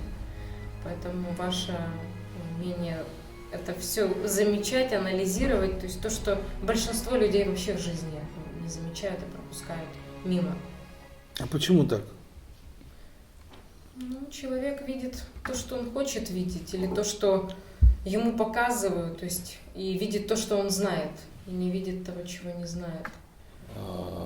И вот еще раз показывали этот психологический эксперимент, на самом деле это принстонский как бы эксперимент так называемый, когда ставят фотографию как бы человека, да, заводят одну аудиторию и говорят им, это маньяк, ну как бы сволочь, там, и так далее и тому подобное. И садится аудитория и говорит, ну вот что вы можете сказать по поводу портрета этого человека? Ну у него вот глаза какие-то маньячины, да, то есть как бы у него там пальцы, посмотрите какие пальцы, он прямо вот хочет горло как к чему-то. И выводят аудиторию и заводят вторую, говорят, это вот знаменитый поэт, нобелевский лауреат, очень любил детей, как бы и так далее. Один и тот же портрет. И говорят, ой, вы посмотрите, какое светлое лицо. Да? То есть этот эксперимент показывает, что предварительная установка, она потом раскрашивает предмет. И поэтому, в общем-то, всегда человек, имея какую-то установку, допускает ошибку. Потом находит подтверждение этой установки. Но если женщина думает, что ей муж изменяет, то она обязательно это найдет. Ну, вот 10 лет будет искать, когда он уже через 10 лет ей начнет изменять, вот тогда она этого найдет и успокоится. Катя, как вам? Я сейчас четко могу понять, что я смотрела на всю эту историю таким женским взглядом, добрым, чистым сердцем, наивным, которое хочет верить в героев, хочет верить в чудеса. То есть вот именно таким взглядом я видела эту историю. И вы очень хорошо сказали в своем интервью о том, что вот мы читаем книгу, и они нас ведут вот по своему сценарию. То есть действительно я четко понимаю, что я шла чужой сценарий и смотрела и верила им, ну, в то, что они подают, как они это подают. Особенно, как женщину, конечно, меня больше всего подкупило вот это отношение к детям, отношение к матерям. И, ну, и... Хотя вы специалист, да, вроде по знаменитостям, вы должны как бы быть очень как бы такой стервозной, скептической, да, то есть и так далее и тому подобное к ним. То даже вот ученому, который, например, там, изучил там, работы, труды, меморандумы, со стороны то, что вы увидели, заметить, на мой взгляд, просто невозможно. После вашего монолога я посмотрел еще раз на фотографии. То есть, если у нас вот такой он правильный парень, да, то почему я не нашел ни одной фотографии с семьей? Ну, то есть, вот первое... Да, вопросы менеджмейкера. То есть, если я такой, ну, семейный, я прихожу регулярно домой, почему у меня нет фотографий? А ну, возникает вариант очень простой, это опять это предположение, что, может быть, тот актер не имеет к семье никакого отношения, и семья не будет фотографироваться с актером. Зачем фотографироваться с актером? Можно вот по поводу фотографии, просто обсуждалась эта тема. Я помню, что я несколько раз, пока читала книгу, возвращалась к одной и той же фотографии, на нее смотрела, и я не могла ответить себе на один вопрос. Фотография была, значит, о том, как Сальвадоро Джулиано один прячется в горах, значит, он сидит в скале. То есть в книге описывается в этот момент, насколько он был одинок, что он ни с кем не общался. Я думаю, ну кто-то же его сфотографировал. Кто-то же в скале вместе с ним. Это не селфи 100%. И как-то я так, в общем, ушла на несколько. Да, окей. Марина, что вы скажете?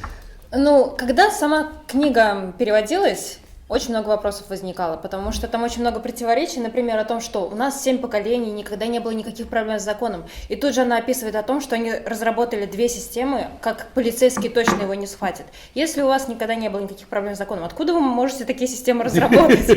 И о том, как Сальваторе Джулиано разработал свой язык с помощью зеркала. Хотя он обычный фермер, который там где-то что-то выучил алфавит, и тут он разрабатывает свою систему связи через зеркало, и всех учат свою семью, и они все это разбираются. Задайте Екатерине Игоревне вопрос. Вот ваше отношение к герою Сальваторе Джулиано, когда вот вы давали первое интервью, да, вот вы восхищались, как бы говорили о том, что с таким человеком вы хотели встретиться, да, и если бы отмотать время назад. Вот сейчас ваше отношение изменилось к этому персонажу, к этому герою? Отношение изменилось. В первую очередь, первое, что я испытала, это некая неловкость за то, что настолько узко я посмотрела на эту ситуацию. Я много раз возвращалась к тому, какой я была, когда я давала интервью, и действительно это было просто восхищенная женщина, мужчина героем, что вот побольше бы таких. И когда я слушала анализ Олега Викторовича, с каждым словом Олега Викторовича, действительно, ведь так оно, конечно, никаких сомнений, так и есть, так и есть. Правильно, вы же книгу читали. Конечно, но я на эти вещи внимания не обращала, я категорически отказывалась их видеть, когда я читала эту книгу, а когда произведен такой анализ, то понятно, что действительно так есть. Не могут эти вещи несопоставимые просто так быть случайностями. И так много их не может быть. Константин Владимирович, вот вы как главный редактор газеты «Нераскрытые преступления», вы уже провели не одно расследование, вы взяли не одно интервью. Вот что вы можете сказать об этом проекте, вот этой спецмероприятии, которое было проведено на территории Сицилии? Что можно об этом сказать, как это можно оценить с точки зрения раскрытия преступлений? Вот сейчас уже, когда мы в комплексе можем под разными углами смотреть на эту картинку, как бы на типичную информационную работу представителей, я уже не знаю, что рядом, Госдеп отработал, вместе с какими-то специальными службами США. Как бы, мне сложно сказать, даже в этот период времени Джулиано знал, что как они это подают на территории США. Вы же понимаете, Сицилия, интернета нет. Я не знаю, что происходит в США в этот момент времени. Никто не знает. Я не знаю, как представляют эту ситуацию на том континенте, потому что я нахожусь на острове, где-то в районе Средиземного моря. Поэтому то, что США красиво сыграли, так они с высадкой на Луну красиво сыграли.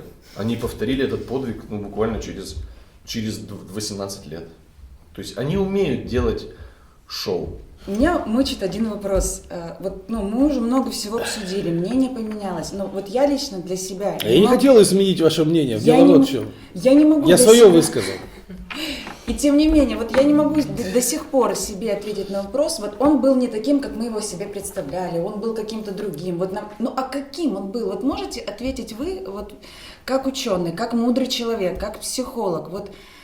Каким он был на самом деле? Стандартный сицилийский герой. Все-таки герой. Они все герои. У них же считают там героями. Хоронят в базаликах. Хорошо. Константин Владимирович, задайте вопрос Кате. Вы подобные чувства, как в момент раскрытия, когда-либо в жизни испытывали? Интересный вопрос. И я очень хорошо помню это состояние. Оно очень похоже чем-то на то состояние, когда сидишь в школе, не выучил урок, и знаешь, что если тебя сейчас спросят, ты точно получишь 2. Примерно какое-то такое состояние. Нет, наверное, никогда. Это просто к вопросу о том, где мы находимся. То есть во время создания сценария Олег Викторович сказал: я вас приглашаю в фильм, который снят по принципу многовекторной аналитической парадигмы. И это психологический эксперимент.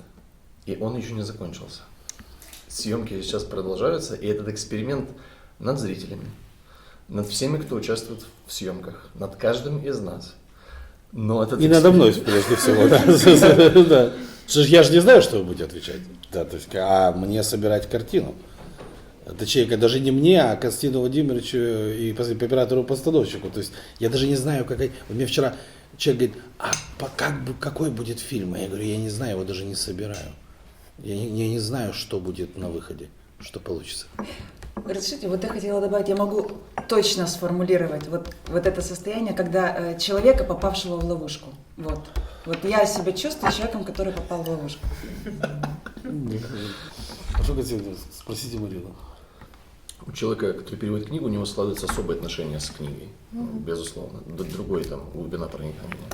Возможно, вы себя видели вот в этой книге в какой-то роли.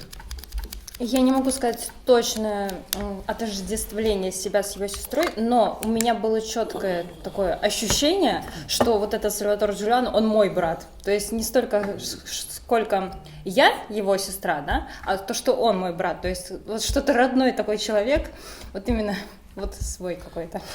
То есть я правильно понимаю, что вы настолько вот отождествили себя с, то есть как бы вот Сальваторе ваш брат, да, что вы готовы брать были в руки оружие и идти за этим человеком. Да. То есть вот книга, она может привести человека вот к такому состоянию. Определенно, да. А принципиально на территории какой страны брать в руки оружие? Если есть такой человек, как Сальваторе Джулиано, вообще не принципиально ничего. Хорошо. Катя, спросите Марину Петровну. Вот мне интересны именно ваши человеческие эмоции по отношению к этому человеку. Хочется продолжать видеть в нем героя или есть какой-то налет того, что вас предали? Да, определенно есть налет того, что предали, обманули и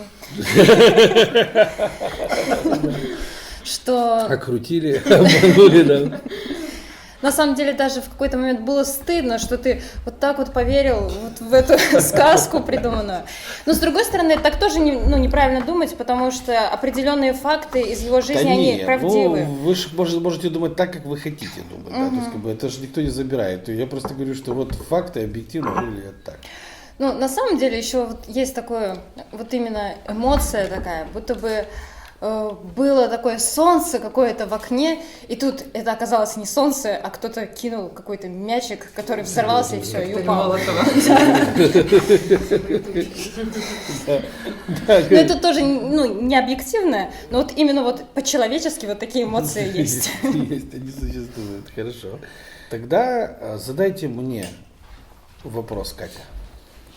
Я понимаю, что исходя из вашего уровня подготовки, вашей мудрости, вы все равно вы сразу видите те вещи, которые другие люди не видят. Но хотя бы в самом начале, может быть, хотя бы чуть-чуть, у вас было вот это желание пойти вот туда, куда ведет нас история, куда ведут нас Не было желания. Не было. Объяснить почему? Конечно. Зачем показывать замок вместо настоящего дома? Когда я приехал первый раз в Монтелепро, мне показали замок, а уже в дом я заставил идти. А дом, он настолько убогий, настолько обыкновенный, по сравнению с замком, что вот этот диссонанс, он сразу вернул меня вот туда, где это действительно происходило, понимаете? Сергей Викторович, хочу вас спросить, как основателя Института судьбоанализа, вот как вы считаете, вот эта история Сальваторе Джулиано, этот проект, он повлиял на судьбы сицилийцев? Вот и... Безусловно, все это знают прекрасно, Сицилия получила автономию, то есть это известно политически. Олег Викторович, вы всегда понимаете, каковы будут последствия тех проектов, которые вы создаете. Вот в данном случае вот эта вот психологическая парадигма, которую вы создали, она идет вразрез полностью с позицией как итальянского правительства, так и семьи Джулиано, сторонников этого мифа, этого героя сегодня, да? То есть это надо было умудриться, чтобы, по сути, всех их расставить по местам. Но вы умеете это делать. А каковы могут быть, на ваш взгляд, вот последствия такого фильма?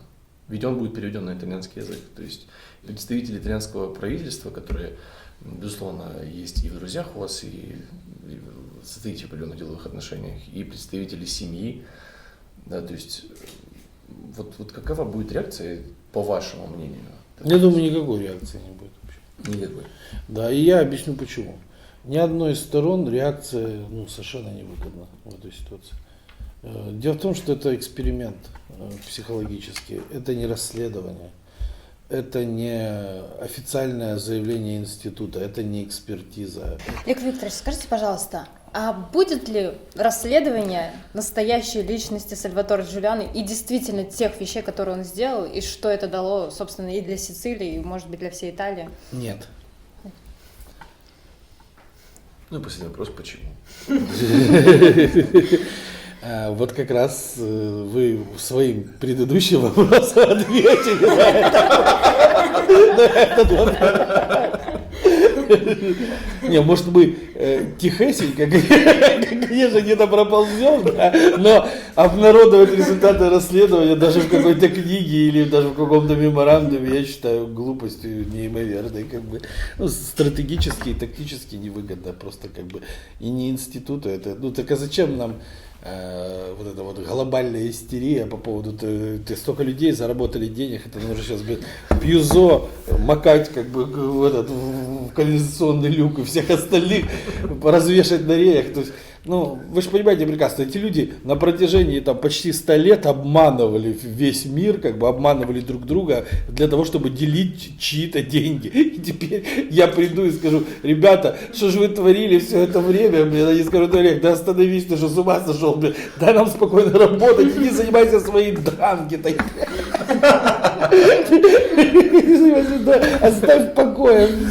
Ты ж нормально живешь в Палермо, и живи себе спокойно. Нафиг оно тебе нужно? Что ты лезешь, куда ни попадя, И не лезь в такие масштабные мировые проекты, где мы тут делим деньги. Дружок, а ты что, в долю хочешь? Или что? За что это? Зачем это вся хренотень? Зачем бередить прошлое? То есть, Марина Петровна, спросите Константина Владимировича. Константин Владимирович, вспоминая ваше интервью, на котором я присутствовала, возникает такой вопрос, что вы отнесли Сальваторе Джулиано, что он больше похож на представителя такой структуры, как Ндрангета. Открылось ли для вас что-то новое, чего вы вспомнили, что было написано в книге, и больше раскрыло эту картину относительно самой личности Сальваторе Джулиано? Я думаю, что я просто лишь подтверждение уважаемого эксперта Олега Викторовича Мальцева получил в определенной степени, потому что 2 недели я имел возможность, имел честь находиться в экспедиционной группе, мы были в Калабрии, поэтому, по сути, понятно, что наши глаза видят разное, в силу уровня подготовки, но... Там есть вещи, которые сложно не заметить, да. Просто, знаете, там стол или выключатель очень сложно, когда ты идешь мимо, очень сложно не заметить, когда он так перед носом. Да, поэтому тут Константин Владимирович, у него не одна, а 2 экспедиции именно этого направления, то есть на Ндрангета, поэтому это по сути месяц исследований там полевых на ногах, то есть поэтому, конечно, он видит идентичность и подготовки, и взглядов, и философии.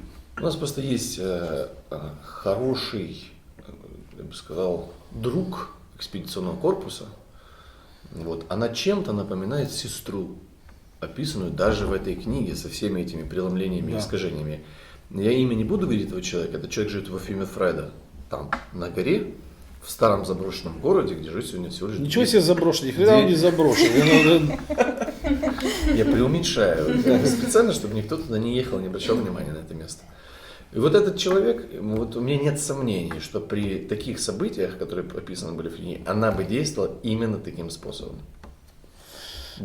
Я специально ее не упомянул вчера при анализе, но Константин Владимирович все равно добавил жарку за столом. Все верно, абсолютно. И это еще одна вещь, которую мы молодцы, Константин Владимирович, что вы это заметили и идентифицировали по причине того, что действительно есть конкретный пример, конкретное лицо, которое действовало бы исключительно точно так же, и такого лица нет в Палермо. мы не встречали такого лица в Палермо, они бы действовали несколько иначе, да, то есть как бы... Можно еще вопрос вот к вам как к режиссеру фильма. То есть вот какая задача этого фильма? Вот вы говорите, Не скажу. этот фильм это психологический эксперимент. А вот что он должен показать? Не скажу. Нет. Камеры же не выключены. Даже если будут выключены, не скажу. А вы знаете. У него есть своя Молодец. версия, да, исключительно. У тебя тоже есть своя версия, у Кати есть своя версия, у каждого из вас должна быть своя версия до выхода фильма. А вот что получится, мы как бы посмотрим. Итак, я каждому из вас даю возможность сказать 3 предложения об этом фильме, о вашем участии в этом фильме. Начнем с Кати. Первое предложение не могу не посвятить благодарности. Я очень рада, счастлива, для меня честь принимать участие в этом проекте. Следующее – это то, что для меня этот проект и это исследование, этот эксперимент на всю жизнь останется огромным уроком. Он вроде бы такой простой, он вроде такой ненавязчивый и легкий, но он такой сильный и глубокий, лично для меня. Хорошо, Константин Ильич. Вы великий маэстро. Я вам благодарен. Это 2. И этот фильм – зеркало нашего сегодняшнего общества. Глобальное отражение того, почему люди живут так, как они живут. И в этом фильме намного больше глубины, чем некая история некого сицилийского бандита. Мария Николаевна. Олег Викторович, в первую очередь вам благодарность, потому что такого даже формата съемок у нас никогда не было. То есть впервые вот таким образом снимается фильм, что люди не знают ни вопросов, ни какие вопросы они будут задавать, ни какие вопросы им будут задавать. Поэтому огромная благодарность вам за вот такой формат. И, знаете, мне так кажется, может быть, я ошибаюсь, что это такой, как тест, как нейропсихограмма, вот для каждого и здесь из нас, кто давал интервью, кто принимал участие, и для людей, которые изучали книгу Сальваторе Джулиано и фильм, вот что человек запоминает, вот как это срабатывает, вот он действительно видит то, что вот ему показывают, вот он это и видит, поэтому, ну, тут к себе, конечно, вот даже замечаешь, как и ты в жизни воспринимаешь те или иные вещи, которые тебе показывают. Ну, а вам благодарность за то, что вы в очередной раз всем демонстрируете, что в мире вот куда ни коснись, все ложь, то, что показывают, не соответствует на самом деле действительности. То есть вы просто открываете глаза на вещи, в которые люди верят сотни лет. И даже у многих мыслей не возникает вот поставить это под сомнение. Спасибо вам большое. Огромная благодарность вам за то, что позволили мне принимать участие в этом фильме, и отдельно благодарность за то, что показали, как действительно люди обманываются, потому что они хотят быть обманутыми. И даже вот я сказала до этого, что как будто бы солнышко исчезло, но с другой стороны нет ничего важнее правды, и когда ты понимаешь вот то, что ты, вроде у тебя было тогда там это солнышко такое прелестное и замечательное, но сейчас ты понимаешь, что это было не солнце, и что все гораздо тупее, проще и обычно, но при этом ты понимаешь, что только сейчас ты можешь трезво посмотреть на то, как обстоят дела. Поэтому огромная вам благодарность и за съемки этого фильма, потому что сами съемки, они тоже уникальные, и фильм уникальный, и его сценарий тоже неповторимый. Спасибо большое. Окей. И тогда я скажу 3 слова. То есть вы, в принципе, каждый из вас этот эксперимент может повторить с чем угодно. Он очень прост. Любой из вас, зрителей, или из участников картины, может повторить с чем угодно. Ну, взяв, например, книгу «Дон Кихот». Вот такую книгу, да, там, или «Собаку на сене». Вы можете повторить над собой этот эксперимент еще раз. И вы увидите, что бы вы ни брали, вам очень сложно будет сделать этот эксперимент, вам очень сложно быть адекватным в состоянии эксперимента, и вам будет очень тяжело принять, что вы сами себя обманули. Вот эти 3 вещи для вас будут очень сложными.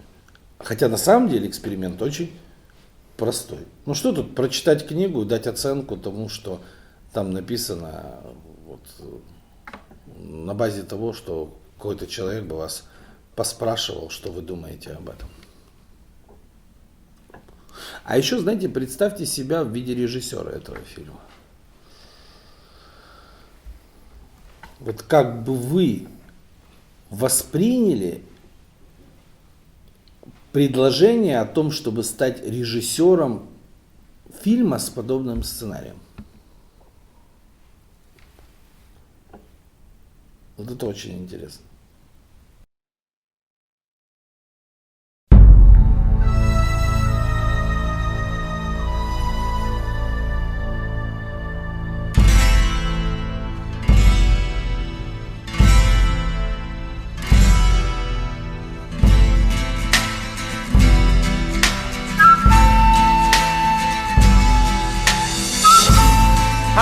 Busate, chitarra e tamburo, perché sta musica s'attacagna.